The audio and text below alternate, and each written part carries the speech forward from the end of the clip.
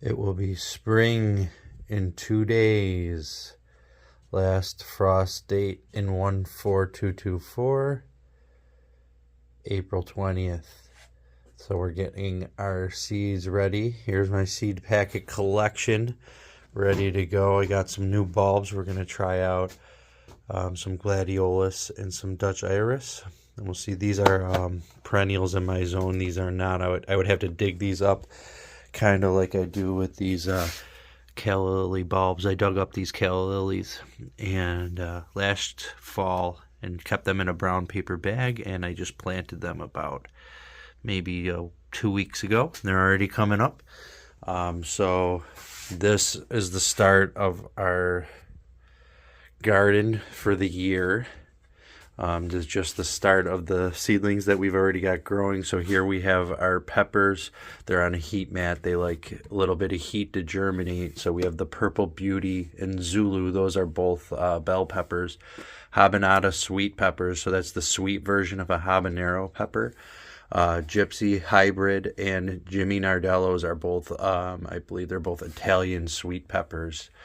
They're more long and thin. They kind of look like hot peppers, but they're sweet peppers. Those are just some alocasia corms I have growing there. Here we have the Brussels sprouts, 2 different kinds of Brussels sprouts growing here. And we have our ground cherry, husk cherry, whatever you want to call them, 2 different kinds of husk cherries. And here we started our morning glories and our sweet peas, so a bunch of flowers going here. Here are marigolds, so we have our French marigold and our crackerjack marigold and some purple prince zinnia. So some more flowers there. Here we have our brassicas, so we have Savory Perfection cabbage and Early Jersey Wakefield cabbage, Romanesco broccoli, Purple Sicily cauliflower, and Purple Graffiti cauliflower.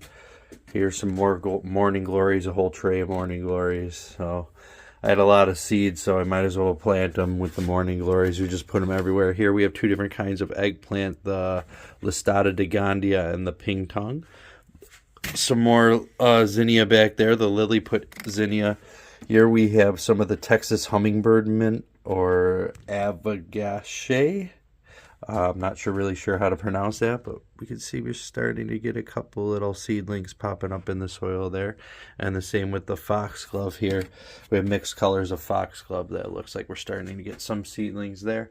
And that is the beginning of the seedlings. Up down here we have some delphinium, but it doesn't look like I'm really getting any germination on these guys yet, but maybe they just take a little bit longer. And then down here we have some aloe, some begonias that I took cuttings of, polka dot plant, some more begonia. There's some blood leaf, and then the calla lilies again. Over here we have our coleus. I actually dug these out of the ground last fall before the last frost, and they get real big, kind of, so they get big like these guys over here. And when they get big, I just would cut them down and make bouquets of flowers over the winter, and then they would just grow back. Like you can see, I recently cut this one down quite a lot. I've been cutting all of these down, but they just come right back after you cut them. So the coleus, I kept them from last year so that I could regrowing, but recently all these new cuts is because I've made these trays of the coleus to put outside. So now I have at least 6 of all of them and the mother plants, and plus all these bonuses over here. Same thing with Persian Shield. I dug this up last year. This is actually the plant from last year that I kept propagating and taking cuttings from and making more and more Persian Shields. I only had 1 indoor growing semi-hydroponically in the pumice stone here. And now I have tons of Persian Shields to put outside this year. Same thing with the Nanook, the Trantiscandia. I have the Zabrina and the Nanook. I both had a tiny little cutting that I made trades for last year that I grew into that plant that now I can put outside and grow into a lot more. So a lot of these plants I just kind of kept alive to put back out under these grow lights, because these tables have grow lights under here. So I just try to keep them alive to put them outside until next year. Same thing. So a lot of this party time aglaonemia, I think, aglaonemia party time. It's good stuff. I can't wait to put some of that outside, but I started with one stem. This was the original one, and now I have a bunch of cuttings of that too. I'm going to try to put some of, I have a lot of this Monstera standleona. It's usually just a houseplant or a tropical houseplants, but I'm going to put it outside and see how it does.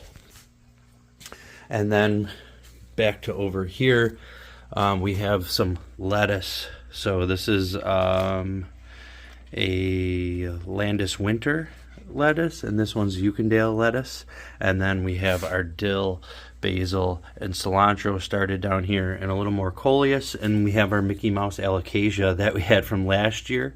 These were just some of the pups that split out that I threw under the grow lights over here just to keep alive, to put in until we get them outside. Same thing with my croton over here, but I dropped this croton yesterday. I dropped something on it actually and broke off most of its leaves, so I'm very upset about my croton.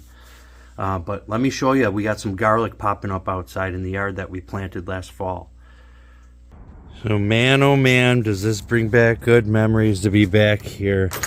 Good to see this garden again. I still need to do a little bit of spring cleanup here. As you can see, our pepper plants are still here. I leave them in and let them rot away, let some of that nutrition go back into the soil rather than cleaning it up at the end of fall and just take it away. You can see all of our bean plants are still here from last year. I got some pots I got to clean up, but some of our strawberries are starting to come in over here.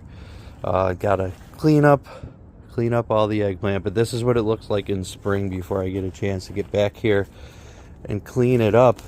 But as you can see, some of the garlic I planted last fall is just starting to sprout up. It's just some of that garlic. I planted music hardneck garlic, so I put it all in here in the middle of the beds. There's some popping up on the sides too, so hopefully we'll get some garlic. I haven't decided what I'm going to put in this bed with the garlic yet, but that's where we're at. It's starting to come up. The raspberries are starting to look like they might come in. We'll see. I just can't believe what the difference it makes. Once everything starts growing, the trees are just bare. Here's the mulberry tree, the plum tree that we put in last year. It's definitely been getting attacked a little bit by some animals.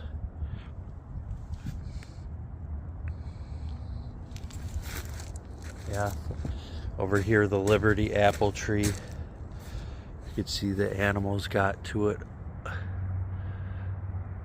They like eating it.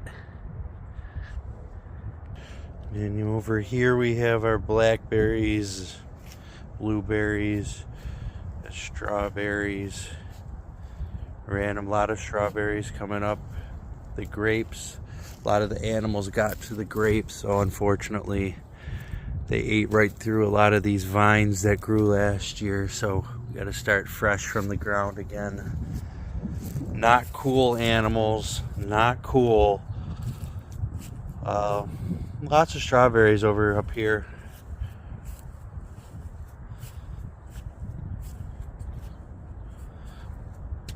And then this is what that looks like. Still got to clean up all the morning glories from last year. But the cool thing about these morning glories, if you didn't see my last video, they leave these seed pods here where you could just give them a little squeeze and the seeds up. Well, I lost most of them down my sleeve, but the seeds just come out and you have so many seeds.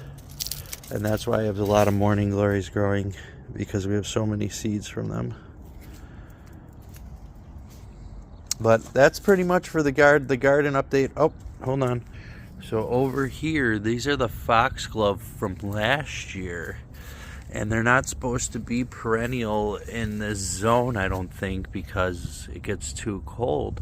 But it looks like a lot of these made it through and are coming up, which is cool, because the foxgloves, a lot of them flower and bloom the second year. They're biennials. So That's awesome that a lot of these foxgloves are coming back up, and we can maybe see some really pretty blooms on them this year. And here on the kitchen counter, we have a lot of more of our edible greens. Like here's some kale that has already been picked and used for smoothies. We got some spinach coming in there. And then over here we just have a gourmet blend of lettuce, more gourmet blend of lettuce. There's our red velvet lettuce just starting to turn red. And then we have more of our Landis Winder and our Yukondale lettuce there. We have some oregano that looks like it needs some water, and some chives coming in that have some oxalis or shamrock plant hitchhikers in there. I reuse soil, so that must have snuck its way into the chives, which is kind of neat.